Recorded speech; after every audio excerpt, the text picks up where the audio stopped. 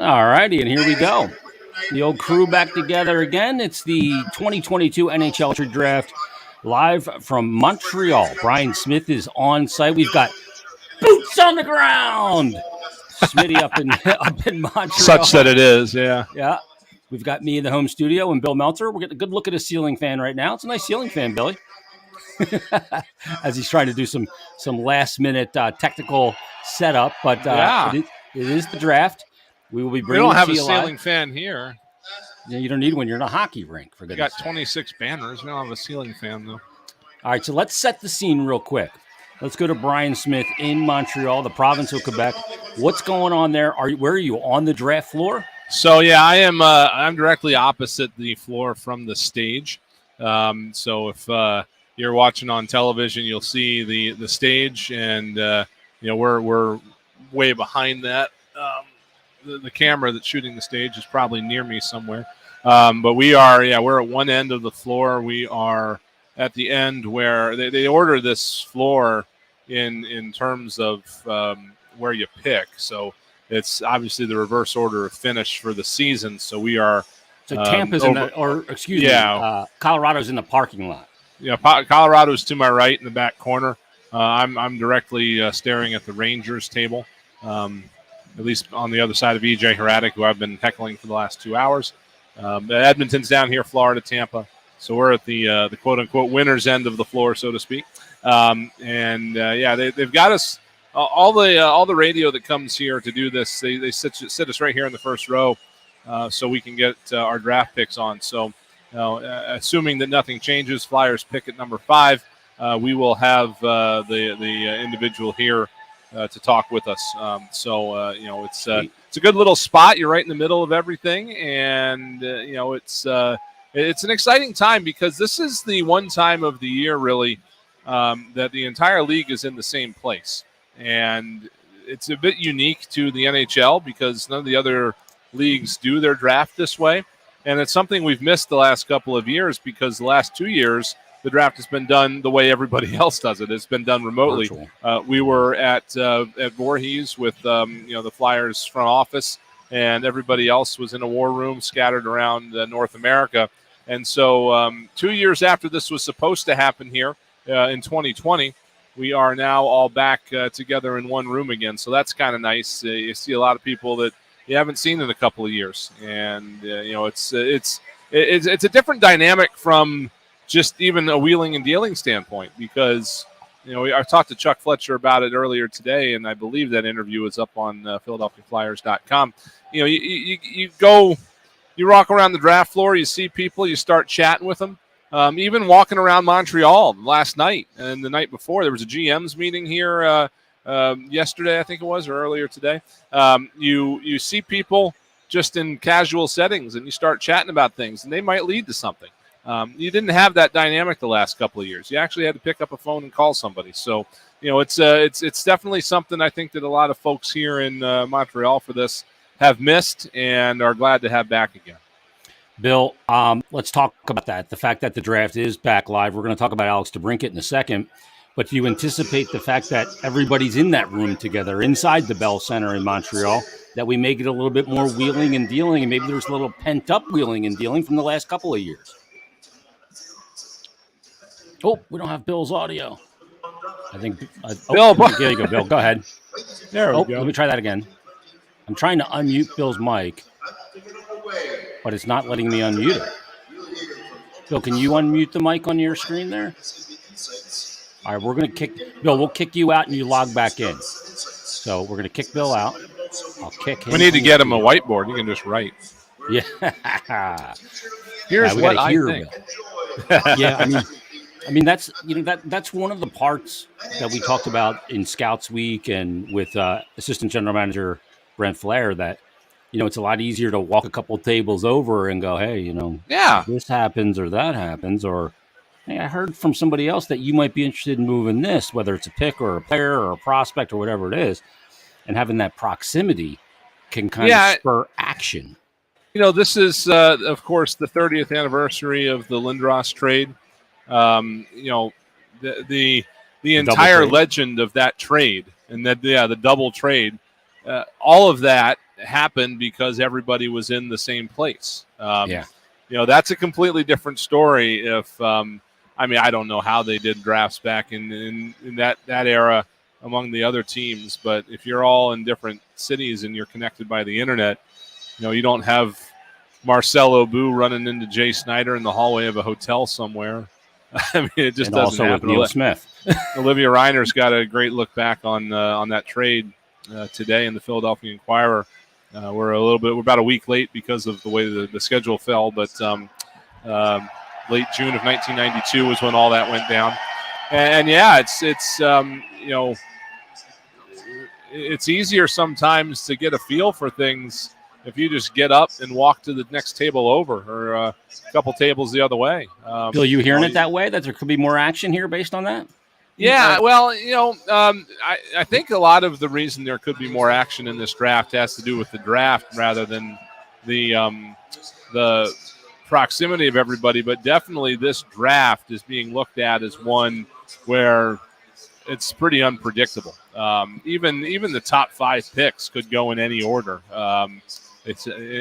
So, like, if the Flyers have their eye on a guy, and say they have their eye on 2 guys and they both fall to 5, they could trade back to 7, something like that. They could do a number of things. So I think we might see a lot of that just from the standpoint of the nature of this draft. You got to remember too, like last year we thought was a bit of a crapshoot because nobody had seen anybody play in person in a year and a half. That there's still a little bit of that in play because we have been back to normal for the past season for the most part. The season wasn't amateur hockey. January, everything was shut down. But there are still guys that have delays in their development and stuff like that. Now, from the same standpoint too, one of the things that we heard from Brent Flair this morning when we talked to him was that a lot of players that had their seasons ended in 1920 and started late in 2021, a lot of those guys went and just started working in the weight room more than they would have. Yeah. And that seems to change the dynamic a little bit just in terms of what you get from a drafted player, because we're drafting these kids at 18 years old for the most part, and a lot of them aren't done growing yet. They come into the NHL property or come into the property of an NHL team, and they might be 6'1", 160 pounds or something like that. They're not going to play at that weight. But a lot of them had the opportunity to go get some working out in that they didn't have a chance to do otherwise. And maybe they put on some of that extra muscle a little bit early. So maybe they're looking like a little bit more of a complete player than they would have been otherwise. So there's a lot of different things at stake here tonight. Yeah, no doubt. Bill, what are you hearing in advance of this draft? We're going to get to DeBrincat. I want to ask you about that in just a moment. But what are you hearing in advance, kind of the latest off the burner here? Well, as Brian was saying, this is a very hard draft. Even the number 1 pick isn't a certainty. Whether it's Slavkovsky or whether it be Wright. So right off the bat.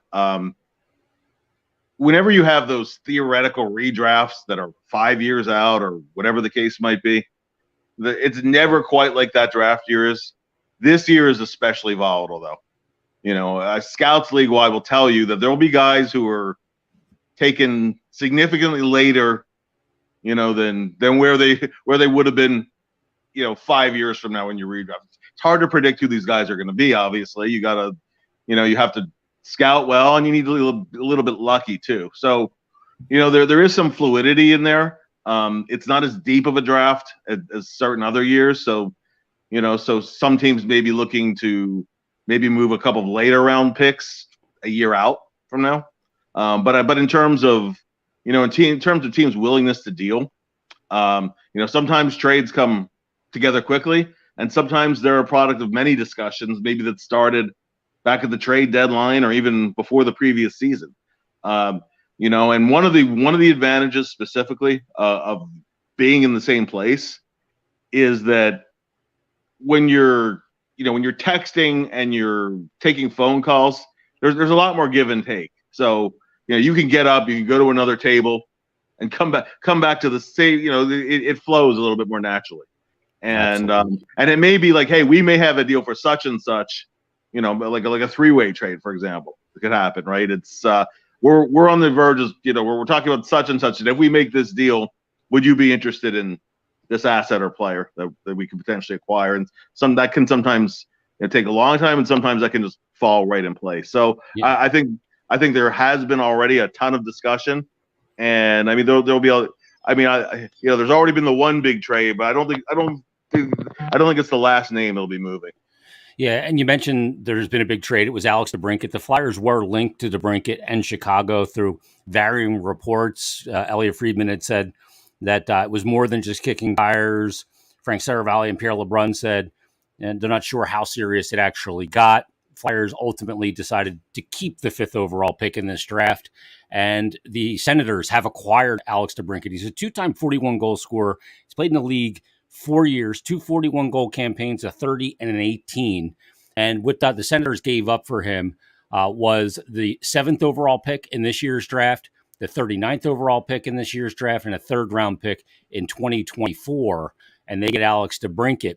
But, Bill, this isn't as cut and dry as it seems. You go, well, he's a 40-goal scorer. We need guys who can score. Absolutely. Dynamic player.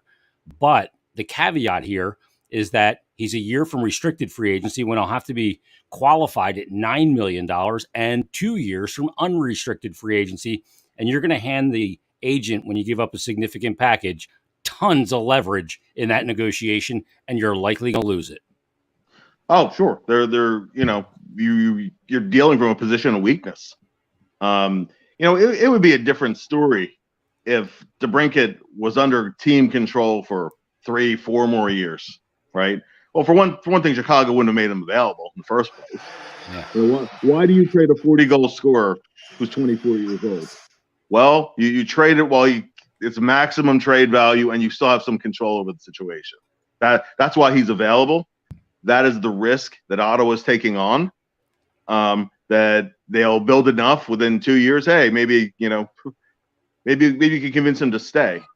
But it's a definite risk. And although the pick is 2 spots after the Flyers, they also had a 2nd-round pick this year, and the Flyers didn't have a 2nd-round pick this year. So it would have been hard for the Flyers to top that, with a pretty similar package. And anyway, but I just think that when you weigh the risk and the reward, when you consider what the Flyers team needs are, I liken to this, right? If you're trying to rebuild your house, and you want to rebuild the foundation, you want to make sure the load-bearing walls and all that stuff that's maybe not as glamorous, all that is sound and will last for a number of years before you go out and buy a sports car.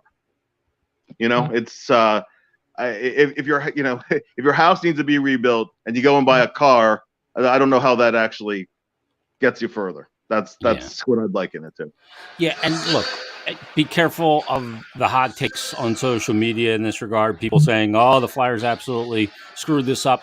Look, I always say this: save the judgment. I know it's hard in the moment, but save the judgment when you see the totality of moves. Just because you weren't in and that guy looked like a good player for this team doesn't mean that there's not another plan to acquire another player. Now, that may be in free agency, whether that's Johnny Gaudreau, Philip Forsberg, maybe that's via trade and another deal. Maybe they need to shed more salary and JVR, and we know all those ramifications thereof. Let's get to this year's draft, though.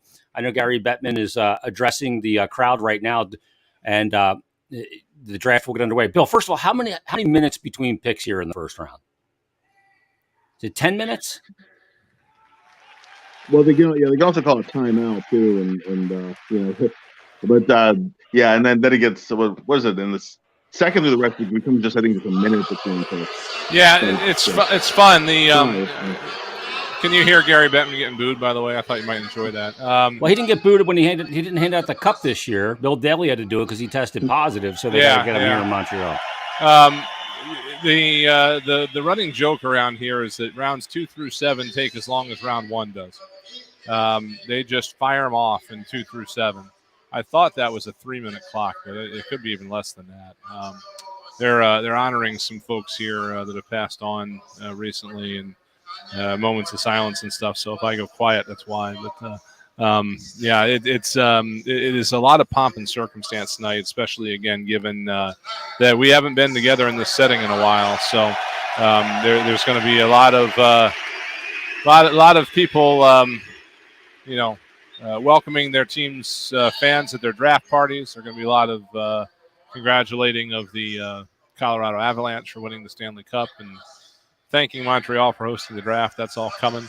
It'll be should be here about 3 hours or so tonight. And but getting back to DeBrincat, I mean, you mentioned it too. What's down the line and what is immediately coming for this team. And to me, the one big thing that you have to watch out for is the defense, because it does seem at this point we still do not know where Ryan Ellis is going to be come the fall. And if the Flyers have a potential situation of going into the season without him, and maybe having to play the entire season without him, I don't know who this guy is standing behind me, by the way. He's been there way too long. The immediate need is to use what space you can muster up to shore up your defense. I mean, we saw that last year. And again, maybe it's internal. Maybe Cam York takes a step forward. But you've got to – you can't just go out and grab a guy because he's available. And would I like to have Alex DeBrincat on this team? Sure. In the economics of the 90s, that'd be great. But that's not the way it is anymore. And so you have to be cautious. And if the Flyers had brought him in, based on what Ottawa got, there's no first-round pick this year. I don't know what they would have done about the second-round pick, because Flyers don't have one this year. So you're giving up a good bit of assets, and again, you're putting yourself on precarious ground when it comes to the rest of your roster. So I just don't think they were in the spot at the moment to make a move like Ottawa did today. I agree. And we'll see where all of this goes. Now, the number 5 overall pick, Bill, you said it before, there's a lot of variables to this draft. There's not this lockdown even number 1 overall at this point. We'll see if it's Shane Wright. We'll see if it's Slafkovsky. We don't know yet. There's been reporting that it could go either way. But at 5, one of the names that Flyer fans and a lot of us have talked about is Logan Cooley. And if some of the D move up, then he may be available at 5. Do you see Cooley being available? And is there any sleepers we should be keeping an eye on as well? Well, I think there's 2 avenues here. The pick I'm really watching is Arizona number 3. If they opt for Cutter Gauthier, who's actually he's from Arizona. He's a Glendale native.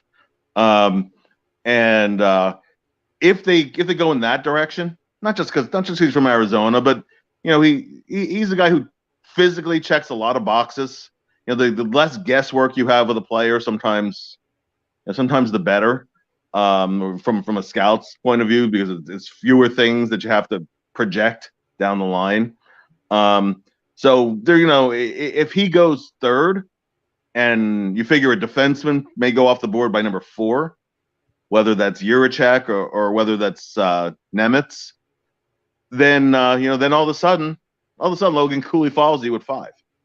If that doesn't happen, and Cooley goes, say, in the top 3, a defenseman goes 4th, then you're looking at either the other right-handed defenseman, whichever one is still on the board. Or Nemitz. Yeah. It could be Nemitz, or it could be Juracek, or that could be the spot for Gauthier. And I think Craig Button actually had the best comparison player, because I can see it. He likened him to Max Pacioretty at age 18. And I think that's a pretty good comparison. Pacioretty was big, and he could skate, and he could win puck battles, and he could get to the net. All the things he's done in the NHL, 5-time 30-goal scorer. But he didn't become a guy you'd say, boy, this guy's going to score 30 goals in the NHL a bunch of times, until he was a pro. He came along just a little bit later, like bigger forwards sometimes do.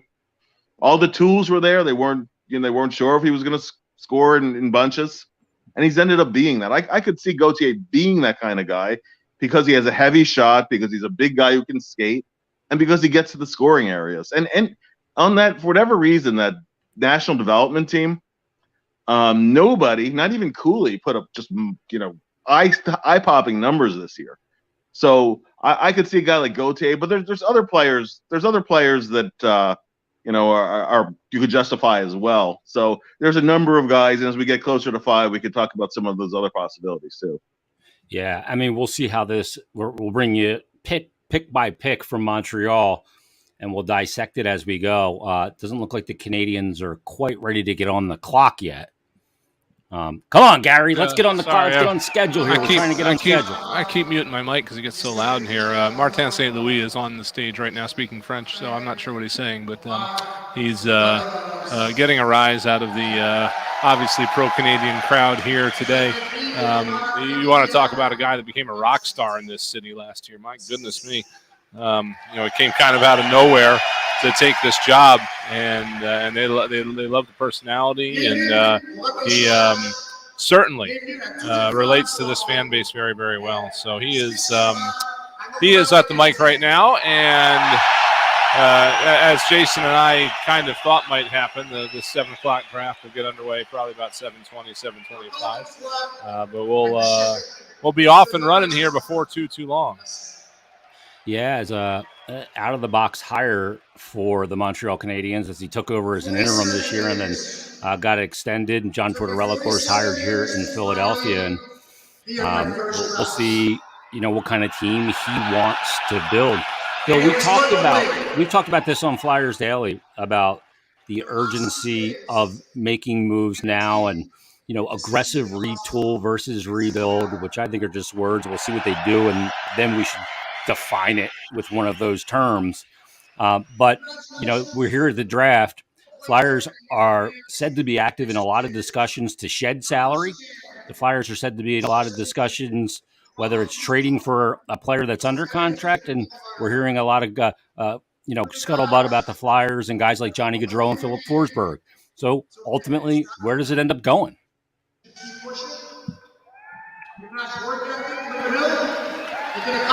Yeah, it's again a weird situation overall. I think that you certainly, when you're looking at how everything laid out last year, you cannot proceed in quote-unquote fixing it without considering the 500-man games lost to injury. You cannot go in to this offseason reacting to last year like the Flyers played it with a healthy roster, because they obviously did not. I think the hiring of John Tortorella is going to go an extremely long way toward fixing some of the other issues that this team had. And I don't know if complacency is the word, but he's definitely going to give a fire to this roster that they probably didn't have last year. Claude Giroux will not be around from the start of the year. And we noted last year how this team seemed to play differently once he was traded. Just not in terms of he was an anchor or anything like that, but there were other guys in that locker room that stepped up, and their games changed when he wasn't on the ice. Sean Couturier has not played since Claude Giroux was traded. So we have yet to see how he is going to react to it. You can't go out and just fix something without making sure you're fixing the right thing. And so that to me is why, again, I don't think the 2021 season happened in a vacuum. I think a lot of that had to do with COVID, and the Flyers just didn't handle it well. So you don't want to just go blow things up like the last 2 seasons happened in a vacuum, because, of course, they very much did not. And so, I think that the aggressive retool view of it is certainly something to look at. One thing you do need to fix is you need a top pairing defenseman if Ryan Ellis is not going to be that person. And so if that's the case, then we got to. That's something that has to be addressed. Past that, they need. Obviously, this team still has not been able to find high-end scoring. Does Owen Tippett grow into that role? That'd be great. I really liked a lot of the stuff that we saw from him after the trade last year that brought him in. When the Flyers chose Cam York over Cole Caulfield, the reasoning was that, 10 players later, they picked Bobby Brink. Is Cam York plus Bobby Brink going to prove to be greater than Cole Caulfield? That's a possibility. Brink got his feet wet last year. We liked a lot of what he saw. He's supposed to provide some of that top-end scoring. So, again, the Flyers may be able to fix some of their problems from within. There's no need to go out and just clear house and start over from scratch right now with this team. If a normal season in 22-23 doesn't yield an improvement despite going out and addressing some of these issues, then maybe it's time to blow it up. But right now, I think that would be a little bit foolish because these last they're in a position to be able to blow it up. To be no, they're not. They're not because of contracts. The folks that are advocating for that. That's not the answer right now with this team. Right now, the answer is that they need to take a step back and look around and recover from a very, very, very unlucky season last year on the injury front. And, again, Chuck Fletcher has not had a full normal season as general manager of this team yet, believe it or not. I think you preach. Do they need to improve the roster? Absolutely. But it's preach patience, and you have to, again, look out for the long haul and make sure that you're not setting the organization up for a huge – where would the Flyers get $9 million to pay Alex DeBrincat next year? I'm not sure. That would require some major shaking up. I think he's going to look to shed salary this year. Yeah, absolutely. Absolutely.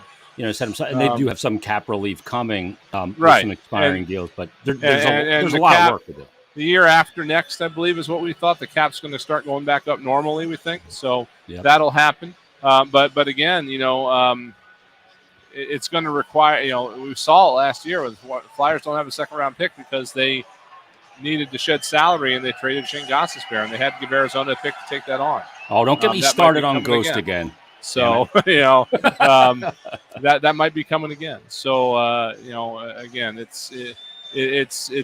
I'm not using the term trust the process, but, I think these guys have a plan, and it's time to see them execute it. And if that doesn't happen, then we can talk about it down the road. Yeah, Bill, we talked about that, the urgency with which you approach this offseason. And, I want to see what some of these players can do under John Tortorella. I want to see what they can do a little healthier. I'm not suggesting that they're a playoff team if that's the case, and they do need high-end talent. They certainly do. And maybe this is the offseason to acquire it. But to me, Jay, I'm not rushing to make a move. Yeah.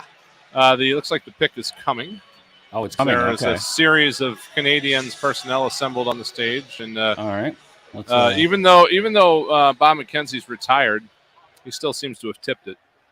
All right, I'm gonna put it on the stream here. They're gonna do everything in French first. If you want to talk over that, go ahead. So, Bill, your guess: Shane Wright or Slafkovsky? I would say Shane Wright, but me too. Bob McKenzie disagrees with you. Big Slafkovsky. Yep. Wow, that'd be a shake-up right away. Honestly, Bob put Slafkovsky number 1 in his final rankings, and I'm sure he talked about Montreal people. So, There was scuttlebutt here today that he met with Jeff Molson this morning. What Slafkovsky did. Well, we could just say a lot of time if Bob just went up on the thing and just did the picks himself. Yeah, isn't it great? Don't you love it? All right, here we go. I don't go. even know if he's here. He's probably at his cottage. Bonsoir à nos partisans. Merci beaucoup pour votre soutien incroyable. Je veux aussi souhaiter bienvenue aux espoirs de la famille. Would like to welcome all the prospects and their families to Montreal. On behalf of the Montreal Canadiens organization, we would like to extend our deepest condolences to the Marchman family and to the San Jose Sharks for the untimely passing of Brian. Congratulations to Joe Sakic and the Colorado Avalanche.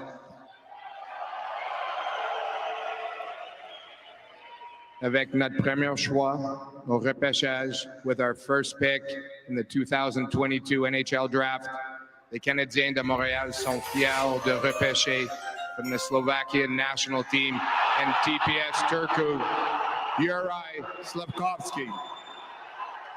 Wow. Okay. So we've got some drama here already as they pass up on the guy that was basically the consensus number one guy most of the year. And now all of a sudden he's not the consensus. Reminds you of 2017 a little bit, doesn't it? Yeah. And I don't know if you guys saw these mock drafts. I saw some mock drafts where Shane Wright was fourth. I don't know exactly what the issue is, but was it one of you that interviewed Brent Flair, or was it Jordan we Hall? both did. I don't know. That said, he asked when people might start questioning the picks, and he said one. Number one, yeah. That's what we've got here. So, So we'll have to play with this. I think this is probably my fault, but. Your audio is a little bit behind what we're watching here. You're live. And I'll bail out when picks are coming, but I can tell you what's going on at the moment. That Slavkovsky has just put on the blue, black, and rouge, if you will, and he is now greeting the various members of the Montreal organization that have assembled on the stage. So he's a big boy.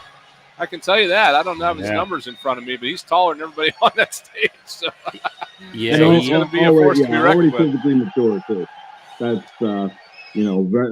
very big, strong winger. Very hard to knock off the puck. Very good hands too. It's one of those guys you're projecting is going to score those because he is 6'4", I guess, roughly, and right now 218. But his playing weight will come in way above that, I'm sure. And he shares a birthday with yours truly, although he's a little bit younger than me. Just a tad.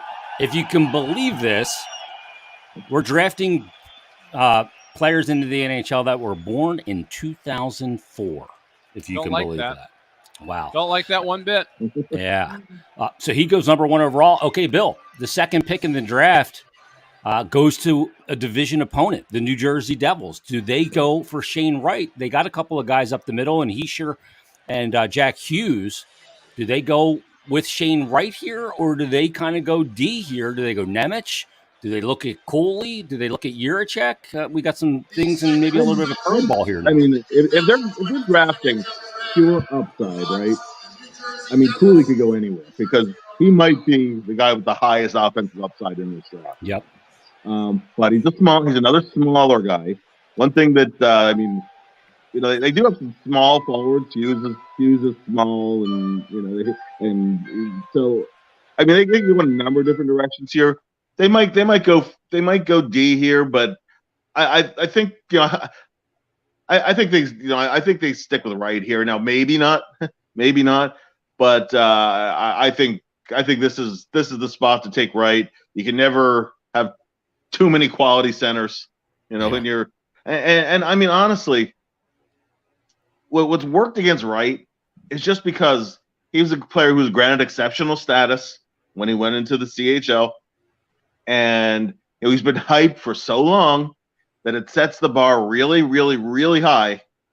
And he didn't have the best of playoffs, and he didn't set the world on fire as much this year as was expected. So sometimes you get a pushback. After a player is talked up, sometimes there's a pushback where the guy gets second guessed a little bit. And I think that's what's going on here. I mean, there have been some projections that have Wright as low as number 4, and you hear the players' compete level questioned. Again, didn't have the best of playoffs. To an extent, I think you don't overthink it. I mean, if they go for Cooley, then that's again you're really going for swinging the bat for a home run on upside. Whereas I mean, Wright has areas he can develop, but he's already a pretty complete hockey player. So that's where I would go, and then I think maybe a D comes into play within the next 2 picks after that. But we'll see. I mean, we'll see. I think that again, my eye really is in Arizona at number 3, because I think that's going to trigger a lot. If whether Slavkovsky or Wright goes 1 or 2, that's not going to really change how other teams are going to draft because they weren't expecting those guys on the board. But as soon as the order changes a little bit, which again I think could happen in 3, that's when it becomes really interesting and implies what the Flyers might do too. Yeah. So Slavkovsky goes number 1. Craig Button in his final mock draft on TSN.com had Wright going number 1, Slavkovsky going 2nd, then Cooley, then Nemec, and the Flyers then selecting David Jiricek, the Czech Republic defenseman, 6'3", 190 pounds. And then actually he has Kemmel going 6th, and then Cutter Gauthier going 7th. Well, it was to Ottawa, but now that obviously is Chicago's pick. So we'll see how it plays out. Can we take a step behind the curtain with the listeners here? You'll hear some. We have to plan a little bit. Jason, do you have the ability to adjust my volume? I do not. Okay. When we get the pick, he's going to take my. You. Well, okay, that might work. When we get the pick, he's going to take my headset, and when it gets loud in here, we are losing Bill a little bit. So that's why I've been killing my headset a little bit. So just when you interview the guy, you might want to mute him when you're talking. Up to you. I just noticed that when, for whatever reason, the crowd noise in here is drowning out Bill when he's talking. So anyway, back to the show. back to your regularly scheduled programming. So we're waiting on the 2nd overall pick. It's the New Jersey Devils. They were actually supposedly in conversations about trading that 2nd overall pick to Chicago as well. They obviously opted not to do that. And, like we said, they have a couple of centers. The New Jersey Devils are a team build that needs to take a step forward. They thought they had their goaltender in Mackenzie Blackwood. They're second-guessing that now. And they're in the goalie market. It looks like they could end up with a new goaltender there. Mackenzie Blackwood could be out. When you say they thought, are you talking about recently or a while ago? No, I mean just real recently. I mean, he hasn't been around that long. So, I meant like within the last 3 months because after watching what happened last season, I would have thought that that was going to be an in-season priority for them because they just haven't stepped forward. Remember when the Flyers used 8 goalies a few years ago? I think Jersey just did the same thing. Yeah. Well, the thing is with Jersey too, like this is for the people that said the Flyers need to lose on purpose. The New Jersey Devils finished ahead of the Flyers in the standing. They're picking 2nd. It's a lottery, right? So Bill, the Devils need to take a step forward in a big way. They haven't been able to do it yet. They haven't even sniffed playoff contention. Is next year a year, pending this, not really just based on this pick, but that they take a step forward? I think that, that management certainly worries about it because you only get so many kicks at the can before changes get made.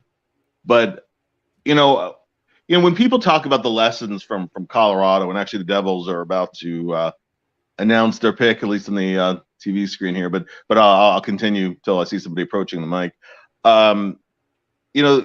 People talk about the Colorado model. Well, the Colorado model really wasn't 5 years. It was really 9 years since Joe Sakic took over as head of hockey ops, and really 13 years if you go back to when they tore down a little bit and they were going to build around Matt Duchene with the 4th overall pick. So it's 9 years since they got McKinnon. It's 8 years since they got Landeskog as their captain. It's 7 years since they got Rantanen in the top 10. Okay, here we go. Marty Brodeur. He's going to talk for a while if you want to keep going, Bill. And then a 5-year window since that truly awful season they added Makar. But it was not a 5-year process. It was really at least a 9 and arguably a 13-year process. So if you're tearing down, that's how you build. Yep. And guess what? We got a surprise. Yeah, and that team, when they drafted Makar in 2017, finished 21 points worse than the 2nd worst team in the NHL, and they picked 4th in that draft.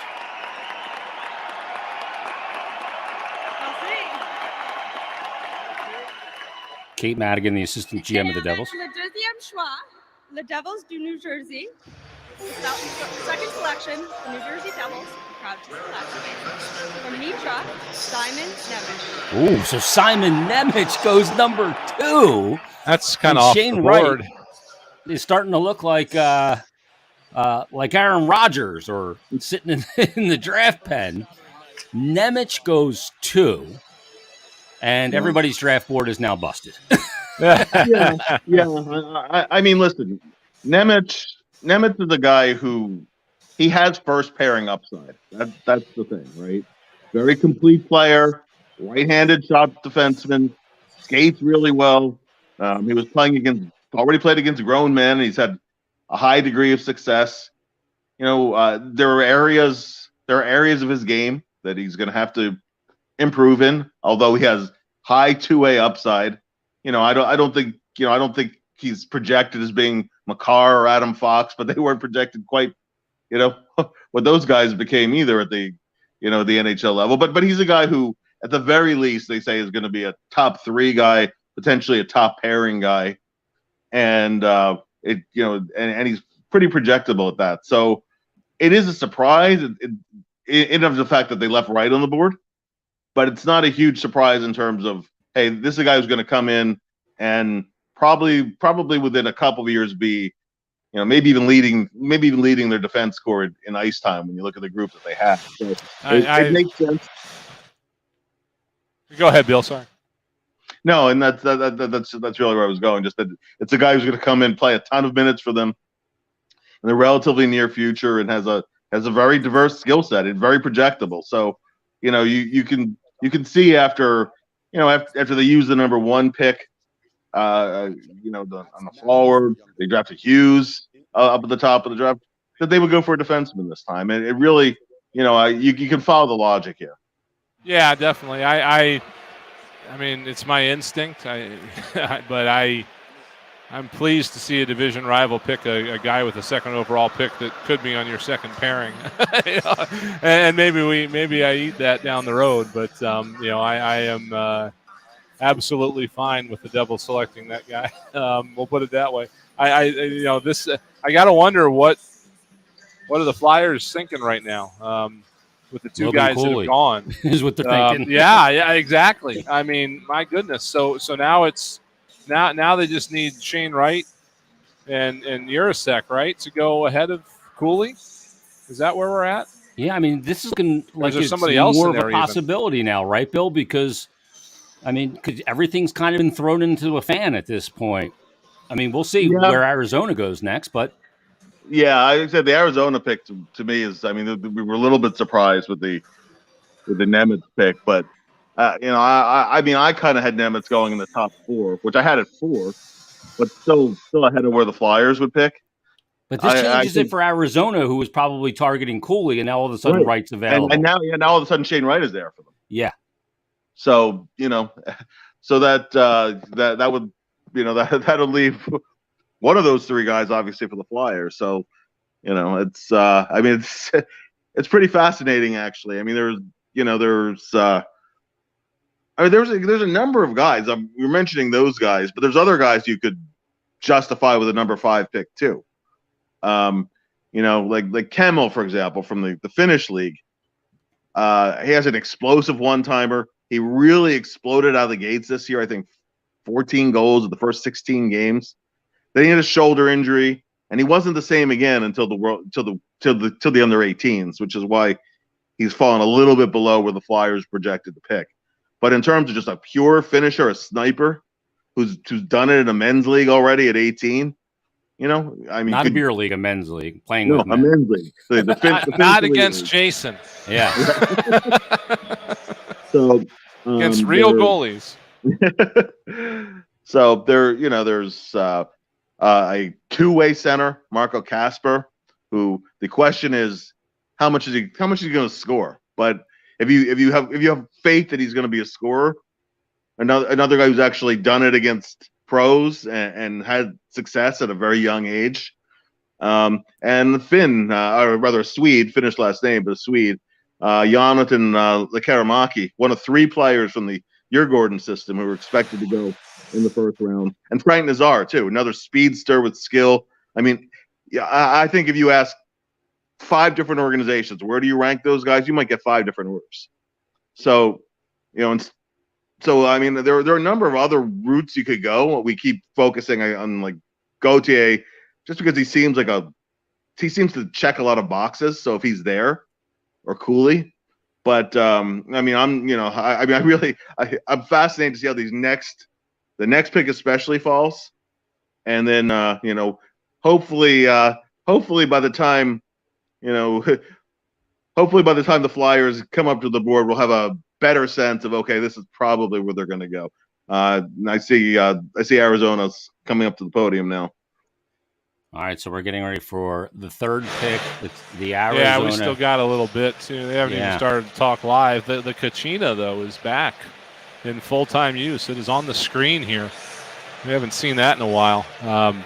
Arizona Coyotes are an interesting situation. 3rd overall pick, opportunity to add a big piece before they start playing in a 5,000-seat building next year. I was there last year when the Flyers played Arizona, and I honestly think a 5,000-seat building will provide a better atmosphere than what was there the night I was there, because it was like playing in a funeral home.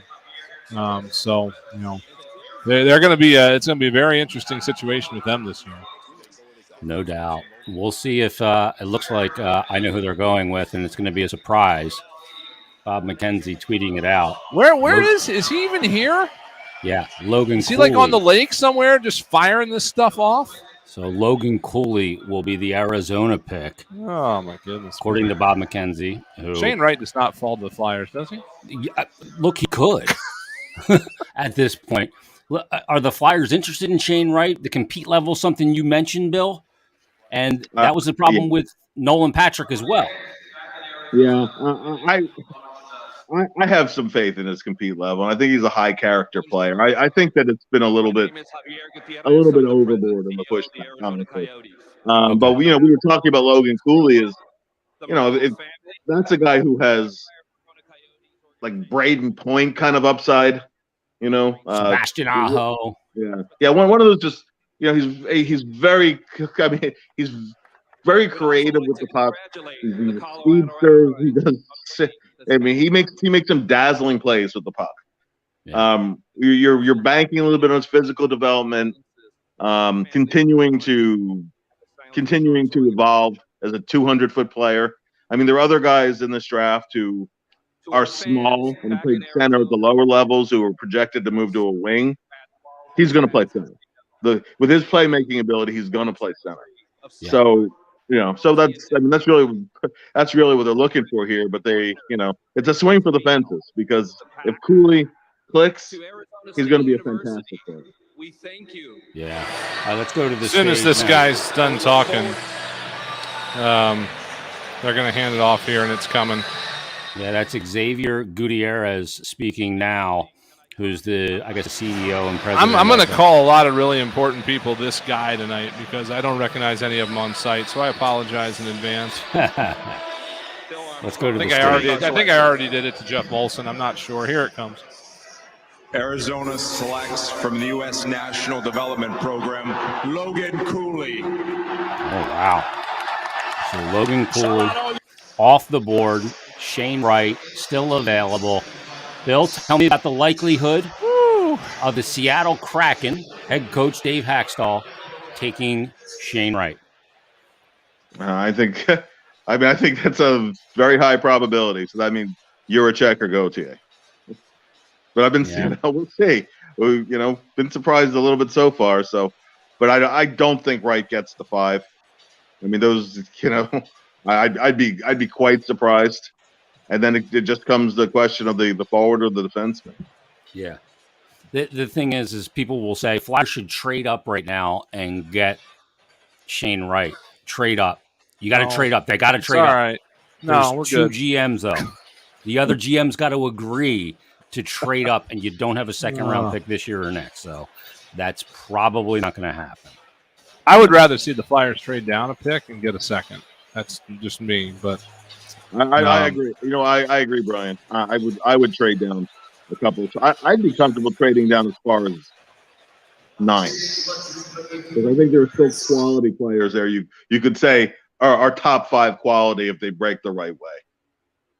Yeah, I mean, you're dealing with the Sabres, the Red Wings, Chicago, and Columbus. So, and Columbus has pick 12 as well. They have pick 6 and pick 12. So there's a couple there. Lemcoy's going, oh, man, weather's great in Arizona and all. But is he the one you were talking about that's from Glendale? no, he's from Pittsburgh. No, okay. Yeah, Who's from Glendale? Cutter Gauthier. Gotcha. Yeah, I mean, I was talking with somebody the other day about this, and I said I'd love Cooley if he got down there, but I thought Gauthier was more likely. But that was before the first 2 picks went the way they did. Yeah. I didn't see that coming. So, wait, we got trades. I don't know how far behind you are, Jay, but we got trades. Ooh, who's getting traded? Can you guys hear this at all? Not well enough to decipher it. All right, I think the Canadians are involved in one of them here. Stand by. We'll let you know as. Let's look at Bobby Margarita's Twitter. He'll have it.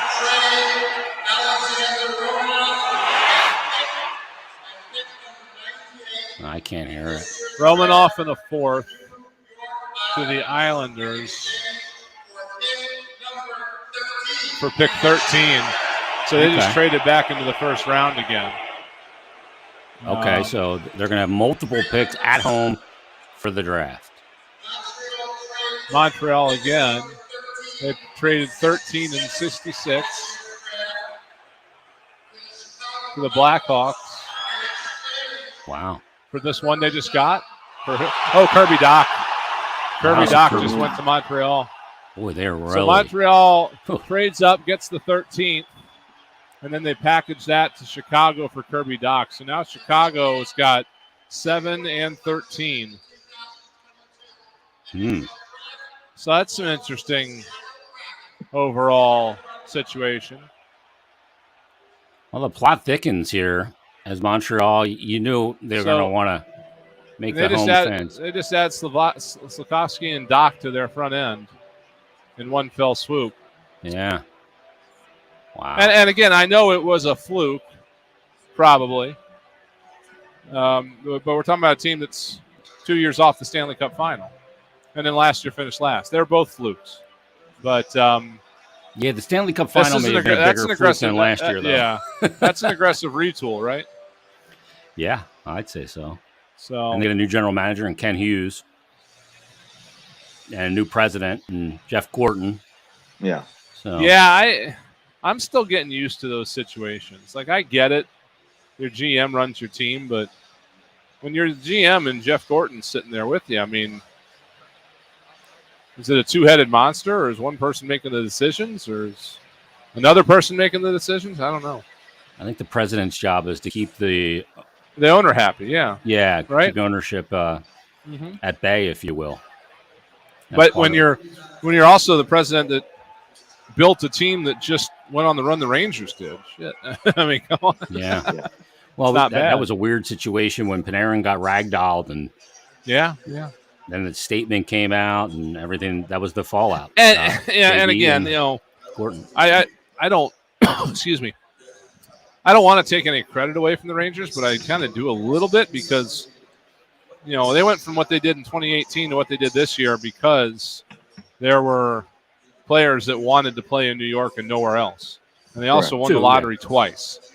Not win it, but they got 2 lottery picks. So they had an incredible amount of good fortune to get back to where they did as quickly as they did. That's why I see a lot of people saying, "Oh, Flyers need to do what the Rangers did." Well, it's not that simple.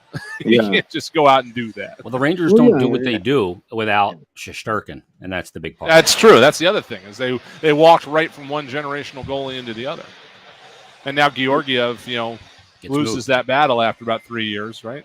Yep. What were we going to say, Bill? I don't know. I was going to say that if you look at the and building on Brian's point, I mean, Artemi Panarin only wanted to play for the Rangers. He wanted to play in the New York market. Adam Fox, he could have become he was he could have become a free agent and signed where he wanted to sign. So his rights were traded to the Rangers, which is where he wanted to go because he's from the area and where he wanted to play. If you don't have Fox, you don't have Panarin, and this rebuild is centered on Kakko and Lafreniere, then I think you're looking at a whole different Rangers team right now that's still in the lottery. Yeah. Absolutely, 100%. Yeah. And look, they use, the attraction of New York to their advantage. Good on them for doing it. And it's worked out, and they obviously had a great year. Yeah. And Again, it's the same thing, isn't it? A little bit from the players that want to play in Florida because there's no income tax, stuff like that. I mean, I think it's real. Yeah. And so in a cap world, it used to be the Flyers could buy whoever they want. Now you have to have other things that attract players to your organization, and that's part of what the training center was built to do. So Seattle is getting right to it here. All right, so Brian, I'm not going to wait on our feed. Tell us who. Yeah, as soon as I didn't hear what he said. Hang on a minute. They get Shane Wright. They got Shane Wright. They got Shane Wright. Yeah, he did not escape the top four. So Shane Wright goes to Arizona. Yeah. Well, Flyers are on the clock, though. That leaves what? Juracek, right? Is that what we're thinking? Juracek or Gauthier. Yep. There's nobody else that you could see kind of jumping in here, Bill, as a bit of a shocker. Or a trade. Honestly, again, I think there's other players you could justify. I don't think the Flyers at number 5 go for one of the 3 Swedes who I particularly like in this draft. And the way Detroit drafts Swedes, I wouldn't be surprised if they drafted a center by the name of Noah Ostlund. That would be a very Detroit kind of a pick, and that's a guy from also on the staff there now. Yes, yeah. So that that wouldn't surprise me. But Gauthier, a guy who that Craig Button is likened to Max Pacioretty. He's a natural winger. When he goes to BC, he's probably going to be tried at center. I don't know if he's going to handle the puck and distribute it well enough to be a center, but I do know that he gets to the scoring areas. He's a big guy who wins puck battles, has some grit and a little bit of physicality to his game. He has a good shot. A lot of the boxes that I think the Flyers are looking for. The Flyers are a little small up front. Gauthier, it's a little projection just because hasn't put up huge numbers. Some people question his level of hockey sense, but he's a high tools player. Juracek is consensus best shutdown defenseman in the draft, the hardest shooting defenseman in this draft. Biggest question mark with him is that he had a knee injury in the first game of the World Juniors, had knee surgery, was out for several months. Now he came back and the knee looked sound in the IIHF Worlds, but he's 18. He's already had a significant knee injury.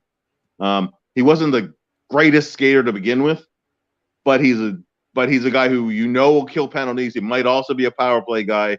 Projects as being a 20-minute-a-night defenseman, and there's not a lot of guesswork on him. The only guesswork is, how will he be the power play kind of defenseman or a solid two-way defenseman who, I mean, not to scare off of the pick, but if he clicks the way that I hope he clicks, not the way that Adam Larsson has turned out, but what Adam Larsson was projected to be when he went to Jersey a number of years ago, I think 2nd overall.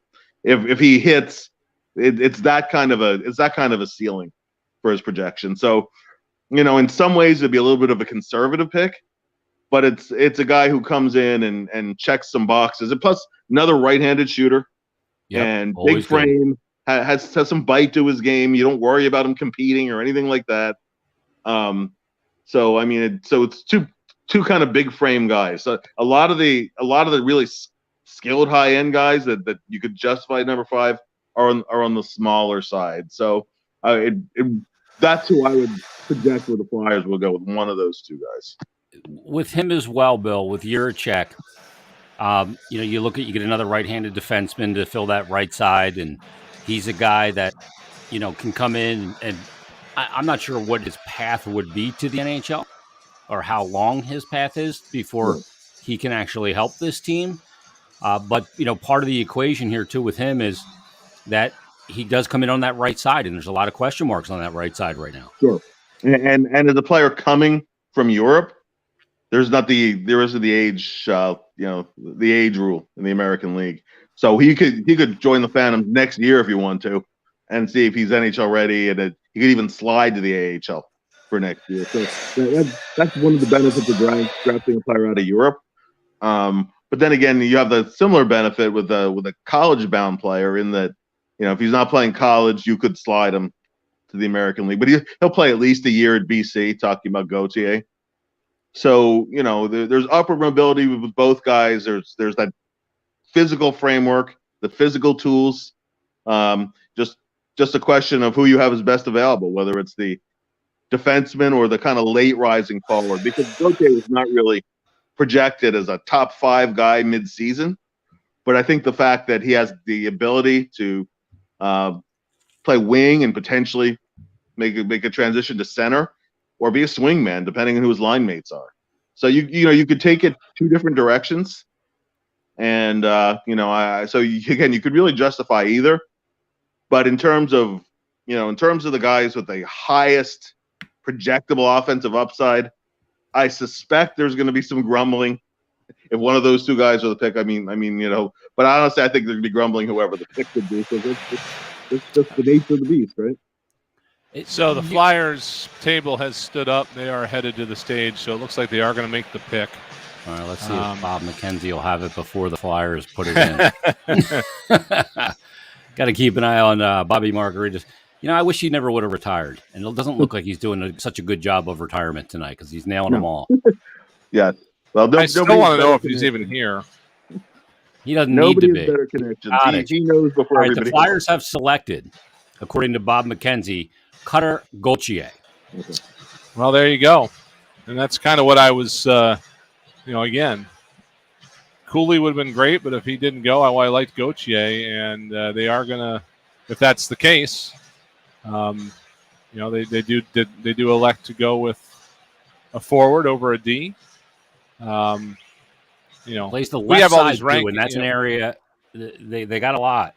We have all these rankings. So Cutter Gauthier. Bill, give us the down low on Cutter Gauthier. The comparables you mentioned. Should be able to take. Sorry, Jace. You should be able to take Chuck here in a minute too, and get the audio as you see him come to the microphone. Confirm. So it's going to be it's a pretty quick announcement. It's going to come. We'll spoil it. You are correct. All right. So let me put this on the stream. Win or not. Will Johnny Gaudreau become a Flyer? But Danny Briere there on stage. We do have a special guest from the Ed Snyder Youth Hockey Foundation making the pick, so she's going to be introduced in a moment. Skill and there's some D I'd introduce her for you, but I messed up and can't find her name. 5th overall, my apologies. 2022 NHL Draft. Here comes the announcement. The Philadelphia Flyers would like to welcome Jasmine Martinez from Ed Snyder Youth Hockey and Education to make our first pick.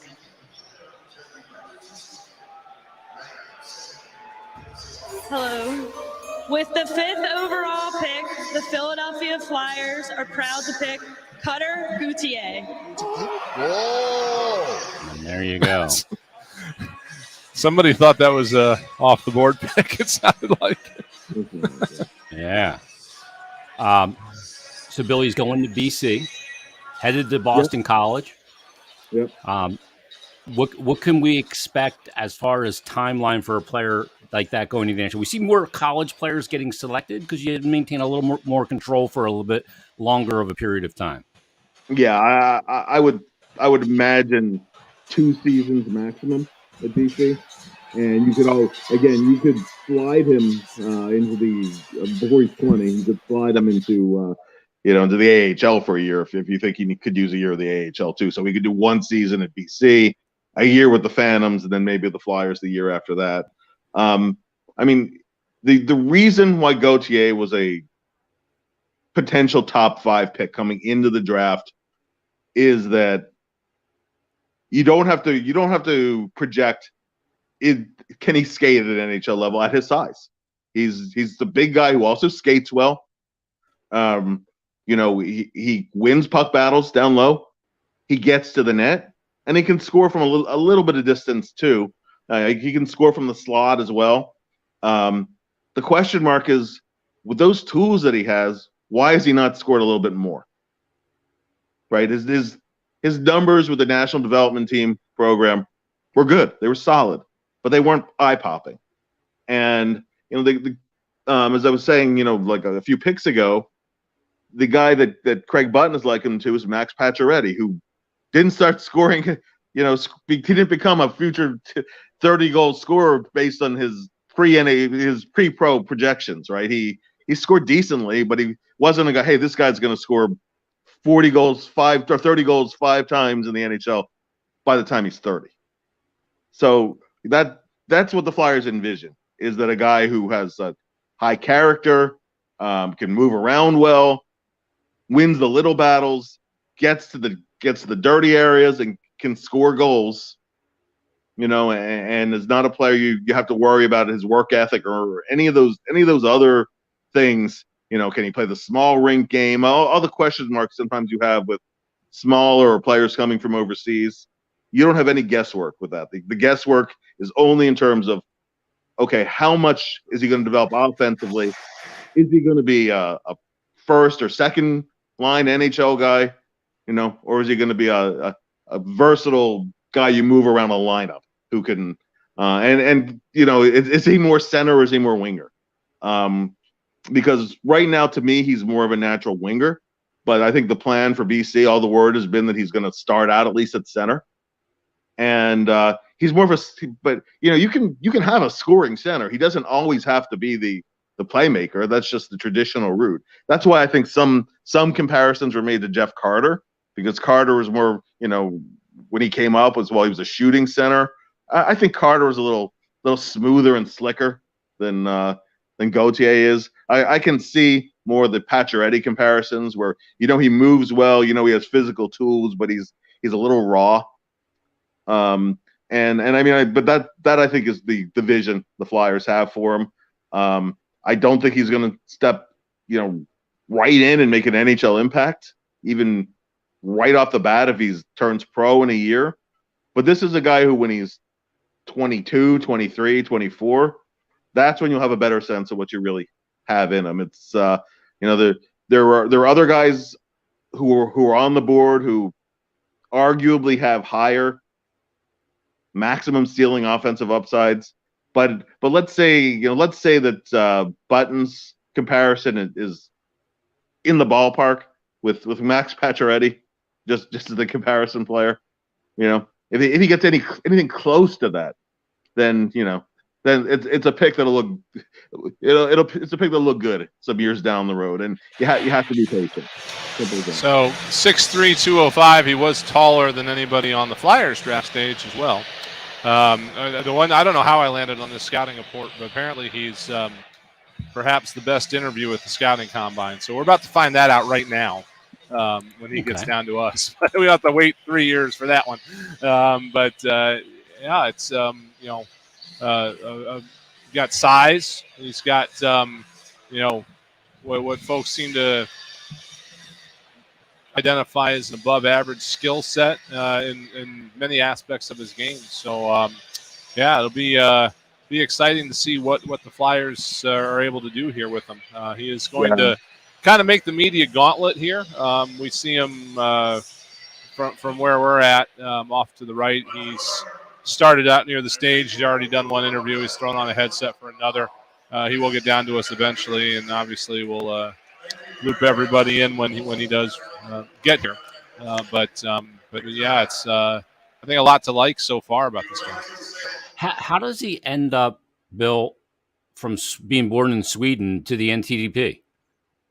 I'm actually not sure of the story behind that. I don't know if he has a relative who played. I got it. Yes. So apparently, his father was a professional goaltender. Played in the Swedish league. So he was probably born over there, I would imagine, while his father was playing there. I don't know what his father's nationality is, but obviously at some point in that soup, he had American citizenship, whether it's through his mother or his father or whatever. But Juracek just went 6 to Columbus. All right, so Juracek goes to the Blue Jackets. It's been a bit of a topsy-turvy first round, and kind of as we expected, right? Yeah. I mean, maybe not this much, but we expected something. Yeah, I mean, based on the conversation we had, it's kind of the projected top 6, but it's like you threw the names in a hat and you shook it up, Yeah, and a little bit in a blender. But there's really been nobody off the board yet. You go, oh, wow, he wasn't projected to go, anywhere around that range. So they should have redone the lottery simulator with the first 10 picks. Yeah, you can just click and see who you're going to get over and over again. Yeah, I mean, after Columbus, Chicago will be on the clock by way of making that trade with Ottawa for Alex DeBrincat, and they'll have the 7th overall pick. Will the Blackhawks? They also traded Kirby Dach, and then it will be with the 8th pick. It'll be Steve Yzerman and the Detroit Red Wings, and like you said, Bill, they'll probably go Swede here. Yeah, and then it'll be Buffalo with the 9th overall pick, and Anaheim will round out the top 10. And we'll see how that all plays out. Cutter Gauthier, of course, the Flyers pick, headed to BC next year. He'll join us in just a couple of moments. We'll talk to the young Flyers forward. And, Bill, is he a guy that will fit in the Philadelphia mentality? They're a team right now that is devoid of a lot of size. I mean, they have some bigger bodies in Sean Couturier and Kevin Hayes, but they're a team that doesn't have a lot of size, and he certainly brings that part to the equation. Does he play physical? He does. He uses his body well, and I think he can improve further, and just in terms of using his feet to protect the puck, and some of those other things that that bigger frame players sometimes take a little time for. But he will, he gets to the dirty areas. He gets to the net. And again, he can score from a little bit of distance too. But I think he's a guy who, will absolutely compete for pucks and do all those little kind of things that I think will endear him to John Tortorella when he is deemed NHL ready.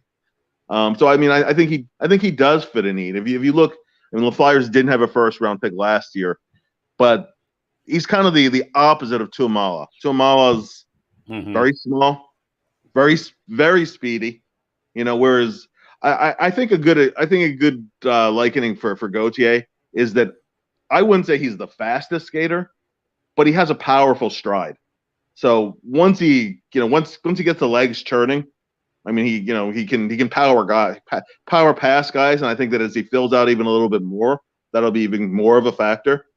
Again, the only real question mark is just that for a guy who shoots as well as he does and gets to the scoring areas the way that he does, why hasn't he scored more yet? Yeah, that's really and it's not like he hasn't played with quality line mates. So that's what you're hoping. You're hoping that as he matures physically and as his game grows, the 30 plus goal ability comes with it, and that's really the question as to how high you should have picked him and where he'll fall in the lineup. But in terms of tools and fit and organizational need, in terms of best available player, you can certainly justify. But you can do the same thing with Juracek too. And with Juracek, that's a guy who's pretty easily projectable as a 20-minute a night guy in the pretty near future too. So, the Flyers left a good player on the board. Hopefully they got a good player. He last year had 65 points, 34 goals, 31 assists in 54 games for the US NTDP. That was his first full season with the team. He also helped Team USA to a silver medal at the U18 World Championships. He had 9 points, 3 goals, 6 assists in 6 games. And he also played in the national team under 17, where he had 20 goals, 37 points in 44 games. And like you said, he's going to BC coming up this fall. And, the other part of this, Bill, and you look at it, you have some guys on the Flyers team that they're hoping can be consistent 30-goal scorers. Joel Farabee, one of those guys, once he gets healthy. Travis Konechny, 3 24-goal seasons in a row prior to the pandemic. The last one did the 24 goals in 69 games. It was a 30-goal pace. You have some guys that are on that 30 goal kind of plateau that they need to get there again. Number one, they got to get those guys to that level. And then Owen Tippett's another one of those guys that's part of the variables here as well. Oh, for sure. And when we were talking with Alan McCauley, and we asked him the question of how important is, in terms of getting those young players that you have, whether it's Owen Tippett, whether it's Morgan Frost, whether it's a guy like Konechny bouncing back, or obviously Farabee getting healthy, or Cam York on the blue line. Those are still the guys that are going to go a long way toward determining how deep is this team really. Yeah. And if a couple of those guys break through, it's unlikely that everybody breaks through. It just doesn't work that way very often. Yeah. But if a couple of those guys break through, then all of a sudden the outlook becomes a lot brighter. And it's not a question of actual ability. It's just a question of going out and doing it, Sorry to interrupt, guys. Our guy is going to be here about 10 seconds, so I'm going to cut my mic and hand over to him, and then I'll turn him back. So, Bill, I'm going to mute you. I'm sorry. He just turned around and walked the other way. Your audio turned around and walked through. So now he's coming back, you guys. Oh my goodness, Bill, I'm going to remove you for a minute while we talk to Cutter because your audio won't go through with him on. So we'll take Bill out, and as soon as Brian hands the mic off to Cutter Gauthier, they were coming up the wrong stairway. They're coming around to the right stairway now. Okay, he's got to go the right way here to get on. Yeah, there's multiple ways. So Cutter Gauthier, the Flyers pick at 5th overall. It's been here we go. A bit of a whirlwind of a first round here. Shane Wright dropping all the way to number 4, and Seattle, as it's been a wild first round of the draft already. We'll see if things kind of settle to form. But Cutter Gauthier now getting ready to sit down and join us here on this live stream on Draft Night 2022 from Montreal, as they are back now in person for the NHL entry draft. And we'll see if that spurns some action, some more trades. And there he is. He joins us right now wearing that bright orange Flyers jersey. Cutter, how you doing? I'm doing great. And yourself? I'm well, man. Congratulations. What's that moment feel like when you get your name called in person? Not only that, but in Montreal. Yeah, it's super surreal. My mom grew up in Philadelphia, so I think all stars aligned on this one. So I'm so happy to be a part of the Philly organization. Is that how you got your citizenship, with your dad being playing in the Swedish Elite League and you being born there? Yeah. My mom, being 100% American and from Philly, that's where I got my American citizenship. Oh, wow. So where's your mom? Your mom's from here? Has she lived here? Yeah, she's from Reading, Pennsylvania. Oh my goodness. Yeah. How odd is that? In your interviews and speaking with the Flyers at the Combine and everything else, did you think this was a real possibility and a potential landing spot for you? Of course, yeah. Speaking with them, I felt extremely confident in all my interviews, and I thought they, had a pretty good understanding of where I want to be and how excited I am to be a part of their organization, and it all worked out, so I'm so excited for it. What was the process like for you this year, heading into your draft year? There's a lot of pressure that comes with it. The first round, going into the year, you're projected there and trying to live up to it and even, better your position. What's it been like for this past year for you leading up to this moment?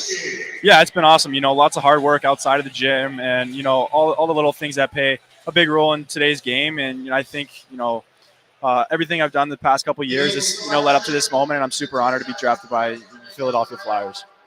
When you look at it, Cutter, you're going to be in here for development camp next week. What do you need to take your game to BC next year and improve on to eventually get here to the NHL? Yeah, I think just getting used to the pace of play. It's the highest league in the whole entire world. It's the fastest pace. And so the faster I can get used to that and the faster I can play in the NHL and help the team win a Stanley Cup in the near future. What about the National Team Development Program? They put so many guys into the first round. You're another one. You had your first full season there last year. What was the experience like there with the NTDP and, preparing you for this moment? Yeah, it's been incredible. There's such high-class people. Every single day you're excited to go to the gym and, the rink and get better every single day. Especially, we have 24 guys on our team who all have like-minded goals of playing in the NHL one day. So having that supporting crew in practice, in the gym, pushing each other every single day, to hopefully play in the National Hockey League one day has been a huge honor of mine, and it's definitely helped me along my career to get to this level. Did you speak to mom or dad yet? I have not, no. Just gave them big hugs, and I walked on the stage, so it's a pretty surreal moment right now, and I'm sure I'll connect with them soon. and your mom's going to be able to give you a pretty good download of what it's like in Philadelphia. Did she prepare you at all for what the fan base is like, the passion of Philadelphia? Yeah, so it's pretty crazy. I actually went to the Philly 76ers game when Kawhi Leonard scored that shot. And it was that whole game was crazy. You know, the fans out there in Philly is actually wild. And, you know, my whole mom's side of the family lives out there, and they have nothing but good news about the Philadelphia Flyers. So I'll have some family moving back over there in the near future. Are you a sports fan in general? Like, you into watching, like, the football, the NFL, NBA, and baseball?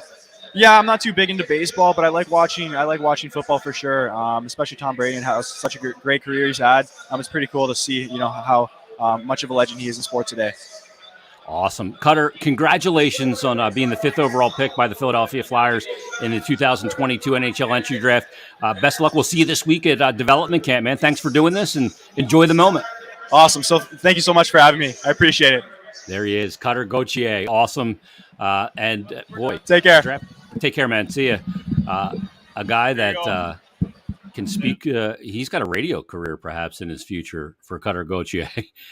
Really well spoken, a lot of energy, and obviously very excited about this moment. Something that all hockey players, you know, dream of getting up to and getting to this moment of being in the NHL. And Bri, when his career is all said and done, he maybe has a future in broadcasting. Was he a good interview? Holy cow. I remember talking to Nolan Patrick in 2017, Bri. Oh, God. Not such a good interview. Yeah, that scouting report I saw was right, I guess. Yeah, that's, you know, it's funny. I'm sure it has nothing to do with anything, but Shane Gostisbehere was the same way, another kid that came out of Arizona. He'd show up, and, you know, I still remember him coming up into the media room during one of the development camps, and everybody else is just, yeah, you know, they're just petrified. And Ghost walks in, and he sat down on the couch, started just holding court. So some of the guys, you know, they're good like that. And you know, I remember when the draft was in Philadelphia. We went to a prospects event at Snyder Hockey with the top 5 guys or whatever. And I immediately saw a guy. I pointed to him. I said, I want him. And it was Ekblad, unfortunately. You know, but you can just see when a guy like that's got confidence and just poise and stuff like that. And, you know, I really like that in a young player, you know, especially one that comes early like this. So, you know, hopefully that's a precursor of good things to come. But, you know, he's definitely – you can tell he's excited to be here, and he's, you know, ready to take the next step. And that's the thing, you know, with a lot of these guys, you know, you look at them and folks think, oh, well, they've made it. Well, they haven't made it yet. You know, obviously the first rounders have a better chance of making it than some of the later guys that get drafted. But if you're a young hockey player, this is just the next step. This is just you've gotten, you know, probably 12 years worth of your life at least to get to this point, and your hard work is paid off in that you've been drafted. And now you have to continue to get better and continue to develop and take that next step, which is getting into the National Hockey League and staying there. It is by no means automatic for any of these guys to just step in and say they've got a job now. So, you know, that's the next step is, you know, for these guys to, and it starts next week at development camp, which I think is going to be open to the public again. But you know, a lot of the guys that the Flyers drafted, or at least the ones that are in North America, you'll be able to see them in Voorhees next week. At the development camp is what, Monday through Friday, Bri? Yeah, something like that. I don't know. Does the trial at the Isle still go on? Do they I don't think so. No, I don't think we're doing that this year. Okay. And I'm not sure why, but I do know that there's a couple of season ticket holder events happening, and they're going to go see the locker room at Wells Fargo and stuff like that. But yeah, the first glance you can see it, some of these guys are there, and I assume that the 3-on-3 tournament is still a thing. And that's when you get an opportunity to see these guys in some sort of game action for the first time. You know, obviously the obviously the 3-on-3 is a little bit of a different animal. Just Right, no catching up on a couple of things. 7th pick was Kevin Korchinski. He went to Chicago, and the 8th pick just went. Yeah, Marco Kasper. Him, yes. Swedish center. The name was in and out of my head before I could even think of it. Kevin Korchinski, at least in the athletics rankings, which is the one that I happen to be trying to scroll down and keep track of things. Kevin Korchinski was ranked 19th, and he just went 7th. So that's the kind of draft we're having. Everybody's got a different opinion on these guys, and it's very, very remarkable to watch all this and see how it actually unfolds. Marco Kasper, on the other hand, the Athletic had him ranked 9th. So I think you're looking. Bill's looking at Craig Button. I forget who you have up. I'm looking, I believe, at Corey Proman. So there's lots of different ways of looking at it, and these are the pros. These aren't just the folks watching at home trying to figure things out. So yeah, Bill, you see Marco Kasper goes to Detroit, and I mean, imagine when Steve Yzerman makes a pick, he gets a little bit of latitude because of his history, whether it's Kucherov or Braden Point in the 3rd round, but Marco Kasper goes to the Red Wings. Yeah, I mean Kasper, he's Austrian, but he played in Sweden, and he did well in the in the top league in Sweden. Again, playing against pros. The question marks you always hear about him as well: is he just a 3rd line center? Is he, how high is his offensive upside? Or if you take him in the top 10, did you leave a guy who might have more offensive impact on the board? The positives are that he has 2-way game. That he's he's emotionally mature. That has pretty good size, and the offense may come with it. I mean, it wasn't like he was an offensive zero in the Swedish league, quite the opposite. It was more of that's a little bit based on when they've seen him again, they see him at the top of the lineup for the Austrian national team, which is overmatched in general, that he couldn't shoulder the load for an overmatched team. I was a little surprised because it was really the 3 Djurgården guys. I thought that the Flyers would, or rather Detroit would take one of those guys. The Korchinski pick surprises me a little because although he has great wheels, he's a very good puck mover, and that's a guy who they project being an offensive defenseman and a puck mover, which is all the rage, and has pretty good size, and he skates well.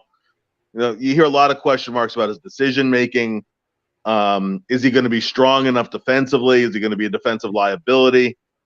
Is he going to be a top power play unit guy? So it's all drafting for tools, and he was expected to go somewhere in that 10 to 15 range for most projections that I saw, but that's that's kind of where they ended up going. And we're getting close to the first round being concluded as we're making our way through here. Slafkovsky goes number 1 of Montreal, surprising a lot, some people. Nemec goes to the New Jersey Devils. They pick the Slovakian defender. The Arizona Coyotes take Logan Cooley out of the U.S. National Team Development Program. Seattle then grabs the dropping Shane Wright from Kingston of the OHL. And then the Flyers take Cotter Gauthier, also from the U.S. NTDP program, and he is the new pick. David Jiricek goes to the Columbus Blue Jackets. And will the Flyers rue the day they didn't take David Jiricek? That's the thing going around social media. Whoever's drafted after the Flyers is guaranteed to win the Cup in the next 4 years and go on to a Hall of Fame career. Oh, my God. Matthew Savoy just went to Buffalo. Wow. That's the other thing I'm seeing out there is that after Shane Wright fell to number 4, Nolan Patrick is now trending on Twitter.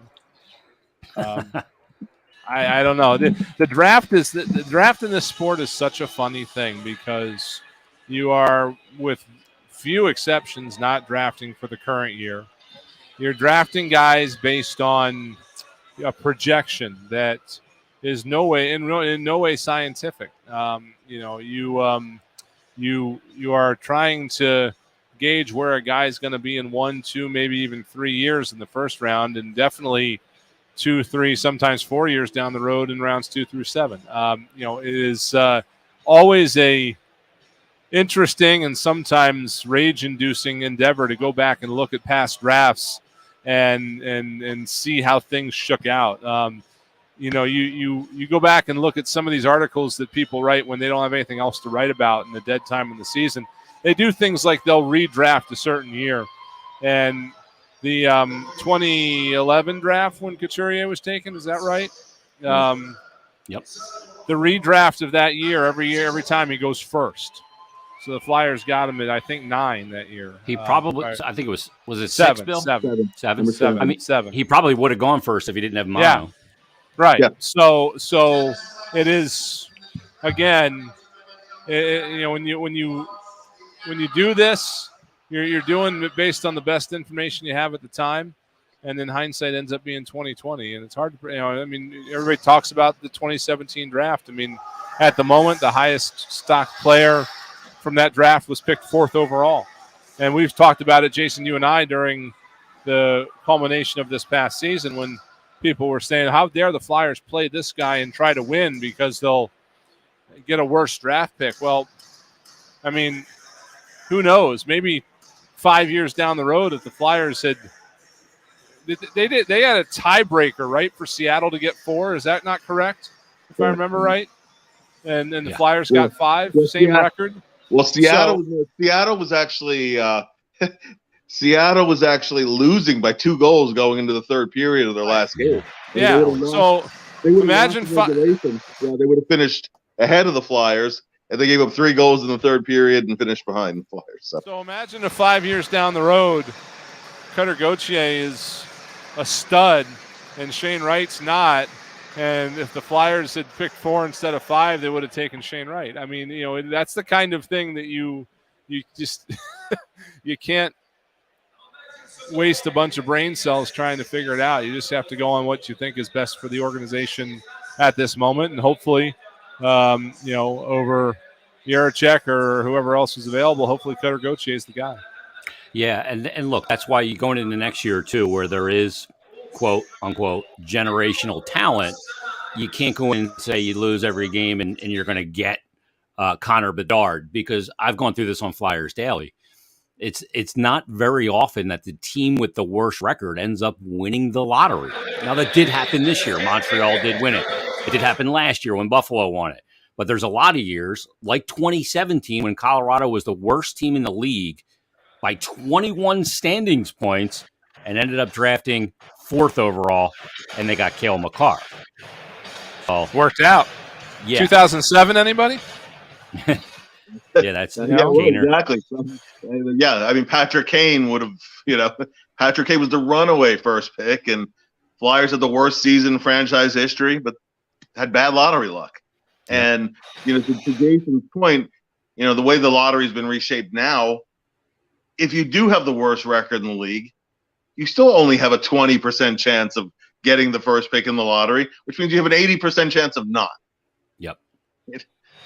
Yeah, absolutely. I mean, obviously, you look at Chicago right now, and it's like, oh, wow, are they the leader in the clubhouse for Connor Bedard after the days they've had here? I mean, they're just, shoop, shoop, shoop, everybody go away. So that's what a tear down and rebuild looks like. So if you think you really want that, look at the Chicago Blackhawks this coming season, or the Red Wings a couple years ago when they won 17 games. I mean, I don't think the Flyers are at that point. Yeah, and that year, by the way, that the Red Wings did that, they ended up drafting Moritz Seider, right? Right. Yeah. In what position, though? Do you remember? Defense. No. And what draft position? I think it was 5th, Bill, I want to say. Yeah. Right. So it doesn't necessarily get you where you think it's going to go. No doubt. We haven't seen a whole lot of trades. We've seen some stuff. There's been some action around the league today. For example, Marc-Andre Fleury signed an extension in Minnesota. You surprised to see that, Bill? I mean, there were some inklings that he was happy there. Was happy he went there in the first place. And kind of had interest in staying. but whenever a guy can, especially of his stature, can hit the open market and kind of choose among multiple offers, it's a little bit of a surprise.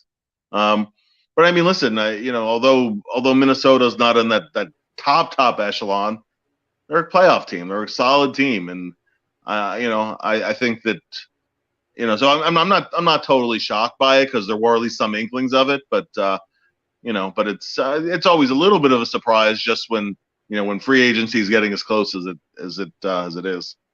Yeah, and of course they have Cam Talbot. They made that signing a couple of years ago. It's a $3.5 million AAV for Marc-Andre Fleury. There's been some other moves around the league. Obviously, the big one was DeBrincat going to Ottawa for a bevy of picks, and there's some risk involved there, which we talked about earlier. Georgiev goes to Colorado. Now, all of a sudden, that probably puts Darcy Kemper, the Stanley Cup winning goaltender, on the market as well. So there's a lot of moving parts here, how these things will play out. And obviously the Flyers are possibly going to be in that goalie market. Felix Sandstrom, they did re-sign, but Ivan Fedotov obviously is not going to be coming over, and the ordeal that he's dealing with. What's the latest there, Bill, with Fedotov? And, how do they kind of deal with this situation? I mean, there's good news for the young man in one regard, in that the reports of him being sent to a dreaded Arctic outpost that was basically a prison island turned out to be false, thankfully. So he's in a more standard military base. He's gonna have to stay in Russia for a year. It's a year of mandatory service, so they're not going to let him out of the country. But he was hospitalized a couple of times. It was really, really scary sounding.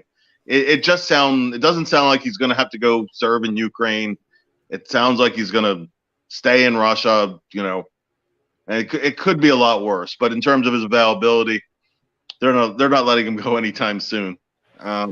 Really, the story that broke with, if you remember, Mikhail Vorobiev, that's actually really scary too, because where Fedotov was accused of dodging the draft, which at maximum would have carried a 2-year prison sentence, but he was kind of conscripted, and he's doing his training now, but it doesn't sound like he's going anywhere.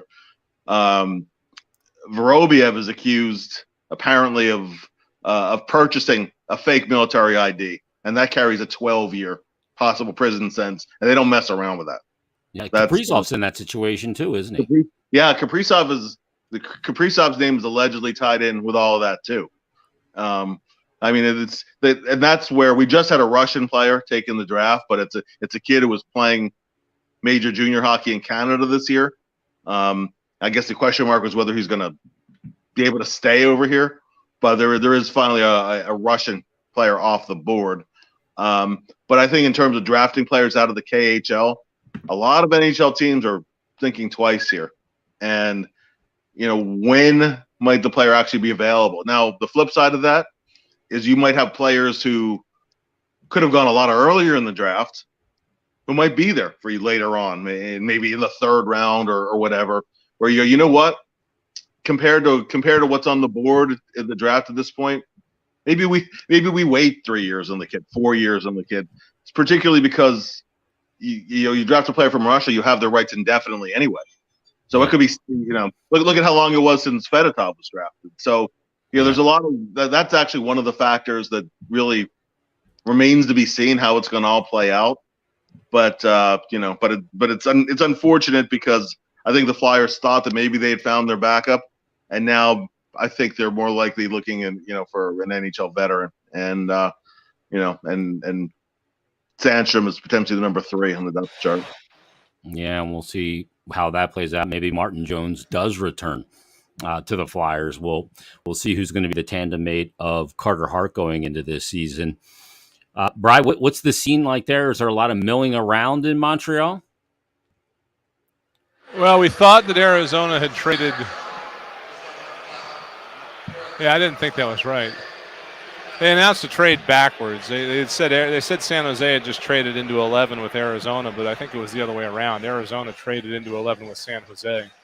I was about to mention that because we had 3 picks going one way for the 11 going the other, and I thought when Arizona was getting it, I was saying, how many assets these guys trying to collect? But I think they just cashed in some of them. I don't know. I don't have it in front of me which picks they sent, but you can bet that it was some of the ones they gathered. It might have been the Shane Gostisbehere pick that they just sent to San Jose to get this 11. So Arizona is going to pick a second time here in the top 11, I guess, if you want to say it. And, we've kind of settled into more of a normal draft scenario here. The fans were very excited off the hop for Montreal picking first, and they were pretty excited when Montreal then acquired Kirby Dach from Chicago. A little bit of wheeling and dealing going on there. So they're putting on a show for the home fans, and teams tend to do that. You might recall the Flyers tried. They tried to trade like 8 guys for the first overall when the draft was in Philly in 2014, which ended up being Aaron Ekblad, and Florida would not budge. They've enjoyed that. But again, we've kind of settled into a bit of a normal draft scenario. We are on the 11th pick here at 8:30. So we are a little more than an hour in after all the pomp and circumstance to start everything. And again, there have been some surprises. You heard Bill mention that a Russian was picked. It was Pavel Mintyukov, a defenseman, going number 10 to Anaheim. And he, at least on the list I'm looking at, is at number 21. So he has made a pretty big jump, I think. At least in Anaheim's eyes, he was their guy. We talk about the Flyers pick this guy instead of this guy or whatever. I mean, that is one thing the Flyers did not do. They did not dip way down into somebody's mock draft and pick somebody from 15 spots below. We've seen that happen twice so far. Again, at least at the mock draft I'm looking at, there's a dozen of them out there. It's the buzz is still going on, and all the teams that still have yet to pick. We have next 2 teams are going to be picking for the second time in the draft: Arizona and then Columbus, and then Chicago will go for the second time. So the next 3 picks are all second, first rounders for the teams involved, and then we get to Winnipeg, Vancouver, Buffalo, and on to Nashville. No indications as of yet of the Flyers doing anything else tonight, but things like that can certainly crop up. Arizona at the moment with getting this 11th pick, they are going to pick 3 times in the first round, barring further incident. So they are definitely starting to cash in on some of the asset collection they've done over the past couple of years. So that's, I guess that's the 50-yard view of how things are proceeding here in Montreal. Absolutely. Bill, let's get to our last thing, and then we're going to wrap it up. Brian Cunningham sent in a tweet and said, are you feeling the Flyers will be aggressive in the free agent market or just make some minor moves to solidify, but not necessarily big names? We've heard high-end talent be thrown around quite a bit. There's some high-end talent out there, whether that's Philip Forsberg, whether that's Johnny Gaudreau, whether that's John Klingberg to shore up that back end if Ryan L is unable to go and they're able to LTIR him. But getting high-end talent is easier said than done. They got to shed some money. There's a lot of work to be done. Is the most likely scenario after they pass on Alex DeBrincat and don't decide to send the 5th overall pick there. More likely that they go for high-end talent this offseason. There's a lot of indications that the Flyers will be incredibly aggressive this offseason. Yeah, there are a lot of rumors that they may do just that, with particularly with Johnny Gaudreau being the potential target. I don't. In my own opinion, I prefer to just keep building and keep creating some cap space. And a year from now, you have a little better sense of what you have with some of the younger players, et cetera. But again, I think going after the high end guy and as a team that needs offense makes some sense. And the other thing too is you can do a combination strategy. If you say you sign Johnny Gaudreau and the Flyers are already small on the wing. Yeah. But one thing that does, as opposed to a trade for DeBrincat, well, you have Brink as a trading asset, right? You have TK maybe in a hockey trade. You have I don't think Atkinson's going anywhere, but I can't see, and it's not anything as any one individual player, but I'm just looking at a group here where if you have Goudreau, who's very small, and you have Brink, who's very small, right? And you have Atkinson, who's very small and not going anywhere, likely, right? And then you're looking at a very small group on the wing, and you can have a few of those kind of players, but I don't know if you want to have 4 or 5 wingers that are anywhere from 5'7" to 5'10". I think that you want to have a mix in there, and you want to add guys who can skate too, but you want to have a little more size within the group. So if you go for Goudreau as a free agent, you might be able to make some hockey trades too. Again, not it takes 2 sides to make a trade, but I think you have to take a perspective of look at what gets done at the end, the end of the off season. By the end of the off season, where have you shored up? Where have you hopefully improved? And the other 2 X factors. We mentioned Ryan Ellis's questionable availability. That's one thing the last thing the Flyers can afford is another situation where Ryan Ellis is playing very few games, only 4 last season. And you have at least without replacing him. Yeah. Right. If it happens, it happens. But you got to do something about it. Without outright replacing him. So do you make a trade for, let's say, Matt Dumba's a guy that obviously was in Minnesota with Chuck, right? He's unrestricted in a year. Do you look to make that kind of a move for a year and kind of reevaluate where you are, or keep going, or do you just or do you look for a more permanent, hopefully a more long-term, nothing's permanent, but a more long-term replacement if you're not confident he's coming back? And the other X factor on the blue line too, hey, Travis Sanheim is a year away from unrestricted free agency right now, coming off of winning the Barry Ashby Trophy. I mean, the Flyers are going to want to extend him, but the ball's also in the players' court. Do I want to extend? Do I want to test the market in a year? I think all of these things also kind of factored into why Rasmus Ristolainen was re-signed, because you don't know if Sanheim is going to extend. You don't know Ellis' situation, and you're hoping Cam York takes the next step in his development. But there's a lot of question marks on that blue line, and if you tie it all into a winger, I don't know how you're going to address some of those needs. And you may, the Flyers also have needs at center because Couturier has to be healthy, Kevin Hayes has to be healthy. There's only so many cap dollars to go around, which is part of why I think the hopeful outcome is that Morgan Frost takes a step forward as your third center while he's cheap and cost controlled. Showed some promise playing alongside Tippett. If you can get a productive line there, then you can maybe pick up your scoring depth wise. But there are concerns down the middle. There are concerns on the blue line. We talked about backup goalie situation. So if you're going to invest in a winger, big bucks on a winger, then you're going to have to make some trades and create a cap space, but also find some other ways to address needs. Yeah. And there's some interesting names out there too that may be available via trade, whether that's Pierre-Luc Dubois, who apparently is going to test the market when he gets there, or even Brent Burns' name has been put out there. I go, what? That's a lot of money. I mean, they can retain, but boy, that's tough. But let's wrap it up. So the Flyers select Cutter Gauthier with the 5th overall pick. Development camp will be on Monday through Friday of next week. We'll keep our ear to the ground. Make sure you're following Bill on Twitter at Bill Meltzer. Myself at Jason Mert. Brian Smith at B Smith PHI. Is that right, Brian?